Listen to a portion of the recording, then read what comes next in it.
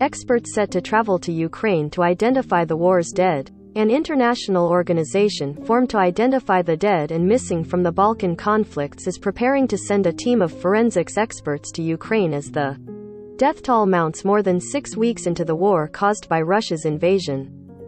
305. The Hague, Netherlands, an international organization formed to identify the dead and missing from the 1990s Balkan conflicts is preparing to send a team of forensics experts to Ukraine as the death toll mounts more than 6 weeks into the war caused by Russia's invasion.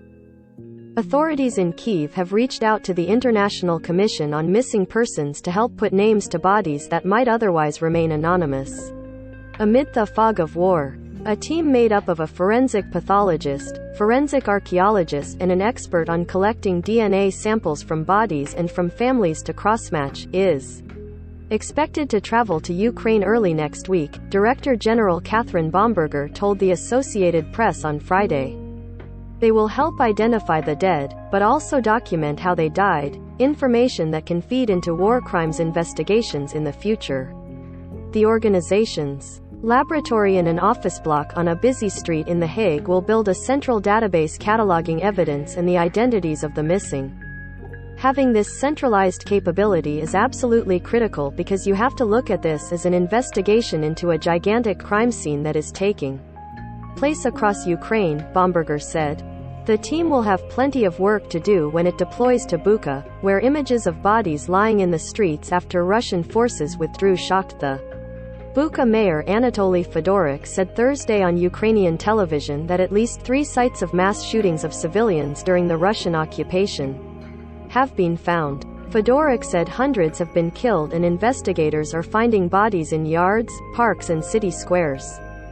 Vladislav Atrashenko, the mayor of Chernihiv, said about 700 military personnel and civilians have been killed in the northern city during the war, and that 70 of the bodies remain unidentified, Ukrainian state news agency Ukrinform reported. The commission, known by its acronym ICMP, already has a working relationship with the prosecution office of the International Criminal Court and other crime-fighting agencies like Interpol and Europol to share evidence. ICC prosecutor Karim Khan already has opened an investigation in Ukraine. We want to make sure that we work together with the Ukrainian authorities to properly excavate these crime scene sites to identify the mortal remains so that evidence can be provided in the future for criminal trial purposes, not only potentially to the ICC, but also potentially within domestic courts in Ukraine, Bomberger said. The organization is at the forefront of using new technology in their painstaking work to identify bodies from even the smallest samples. We have implemented a new extraction technique, which allows us to extract more DNA from smaller or more damaged fragments of bone sample, said DNA Laboratory manager Kieran Hill. This is quite a unique method in terms of its application into the missing persons context.